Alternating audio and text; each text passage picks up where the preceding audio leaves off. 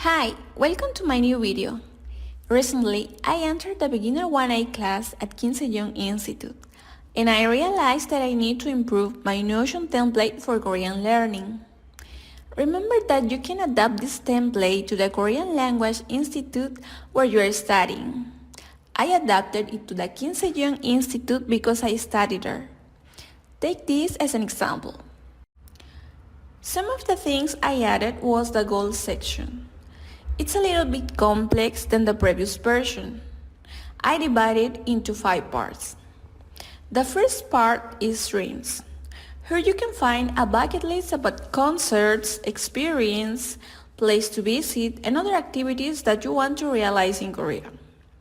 Because one of the main reasons to learn a language is to visit the country of origin and gain new experience. Let's see an example.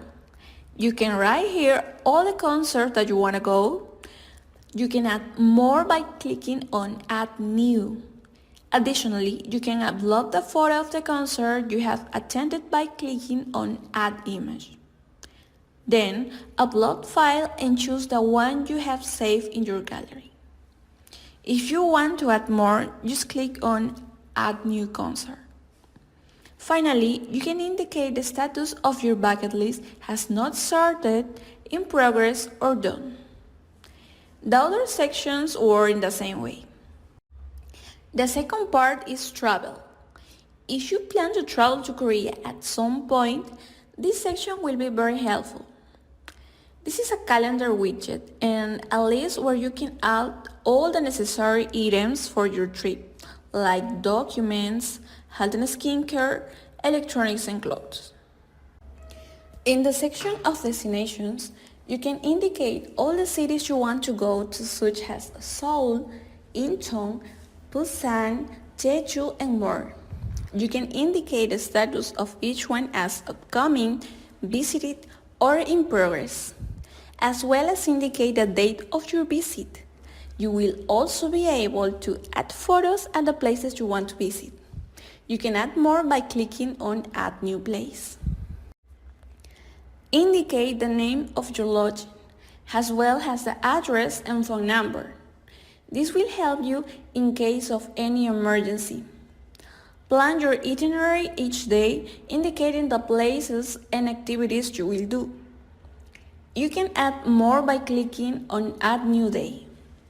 Finally, make your shopping list. Add everything you want here so you don't forget it. Follow the same mechanism to plan your visit to each city. If you want to add a new city, click on New and then on New City.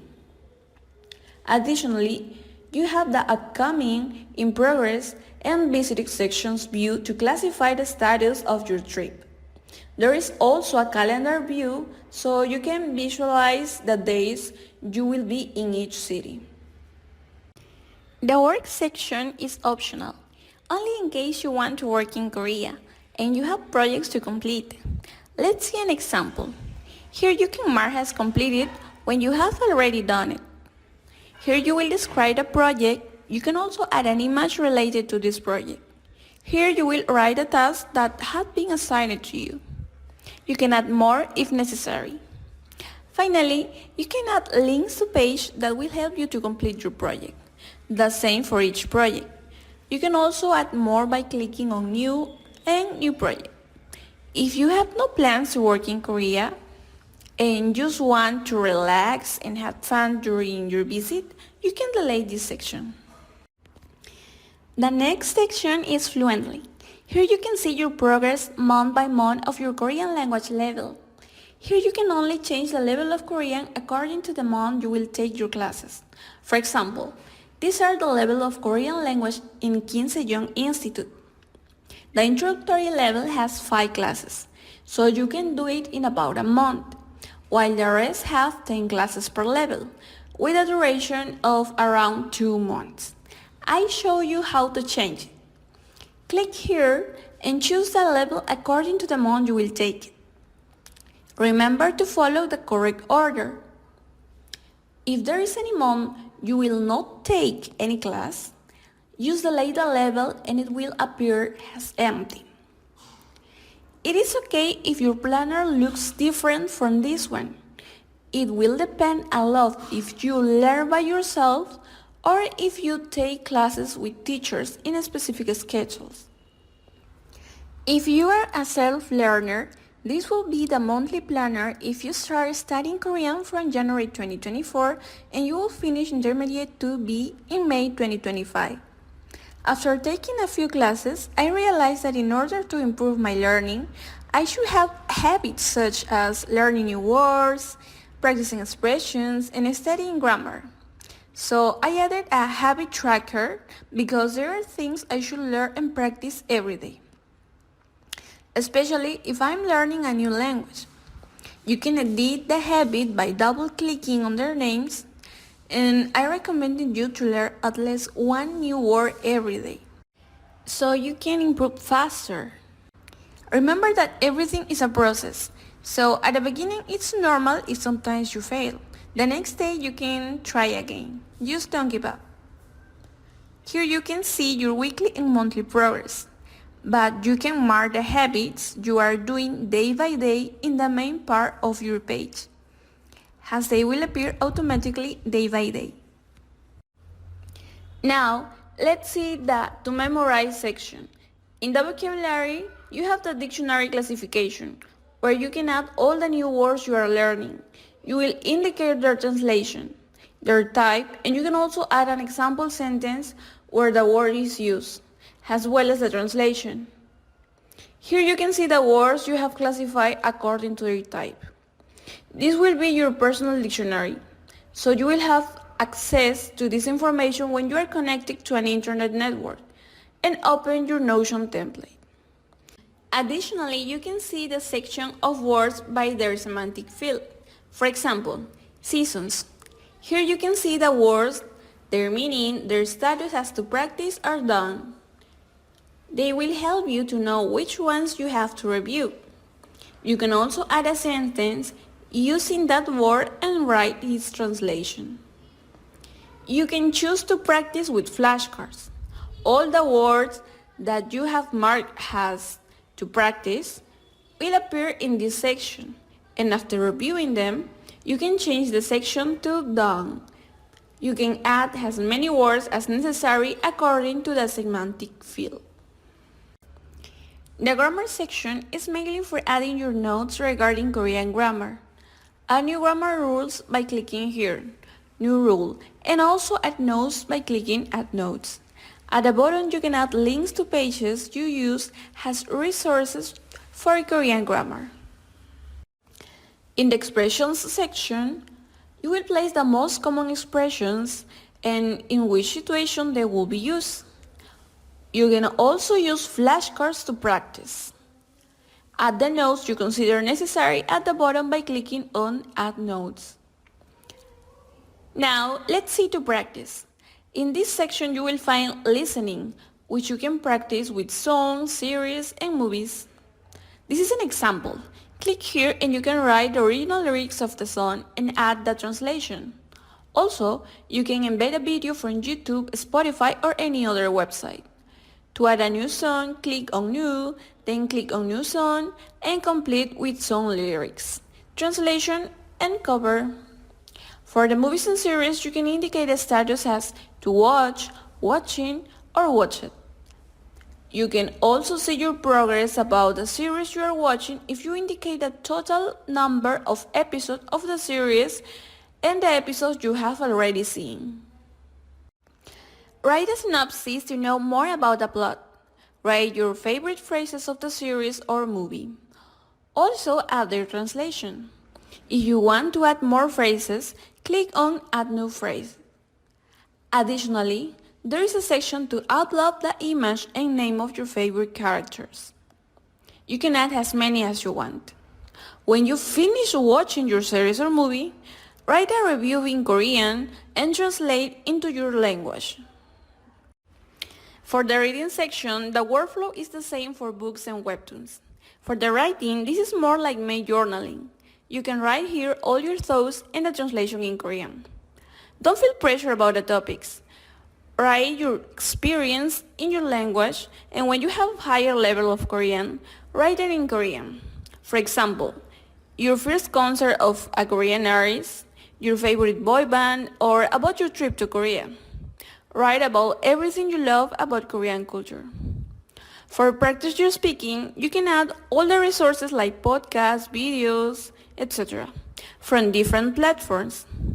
This will help you improve your pronunciation.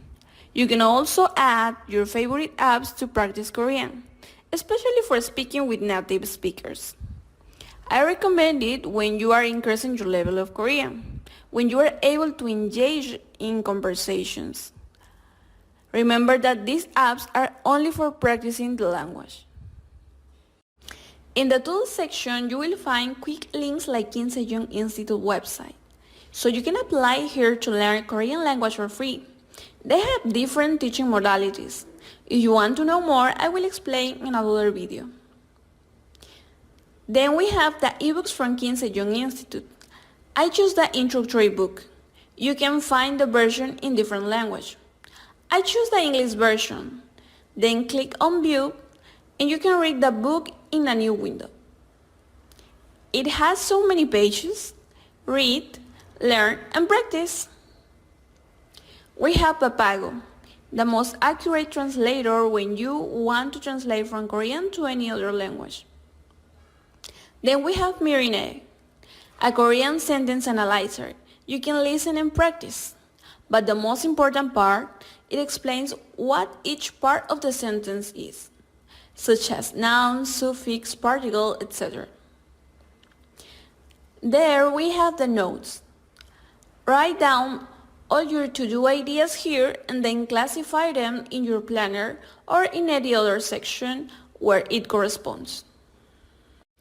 Before, I used to use a radio widget with soft music to study, but it's no longer available.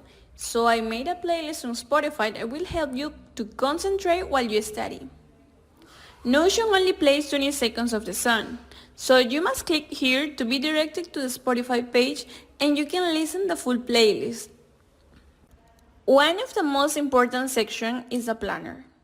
You have the monthly planner and the weekly planner view. You can add as many activities as you wish to practice the Korean language. To add an activity to your planner, choose the day you want to do it. Then click on this plus symbol and choose what you want to do. Practice vocabulary, listen to a song, etc. After choosing, specify more data in this section. If you wish, you can include the time you will complete this activity. In this way, you can add all activities you want to do during the week to practice Korean. You have the daily, weekly, and monthly view. You can choose the one you like best. Here you will see the habit tracker that I mentioned before. These habits are additional to the rest of the activities that you want to add in your planner. Keep this in mind. Below is the Pomodoro widget. You can customize it, change the background, modify the timers, and the sound. Finally, you can track your level of Korean here. This is an example. If you study at Kim Se-young Institute, you can find here the activities like classes, assignments, learning, and survey section. You can classify in not started, in progress, and done. Everything will be reflected in the progress bar. All the activities corresponding to your level of Korean, such as classes, you can indicate the date and it will automatically appear in your planner. When you complete all the activities, the progress bar will show 100%. You can also indicate data such as your teacher's name and email. When the progress bar is at 100%, mark here as completed. In this section goes the month you choose to study that course. This is the one you should have already assigned in the Fluently section. Remember, customize this template according to the curriculum of the institute where you are studying Korean. You will find more details at the bottom of the template. Hope you like and enjoy it!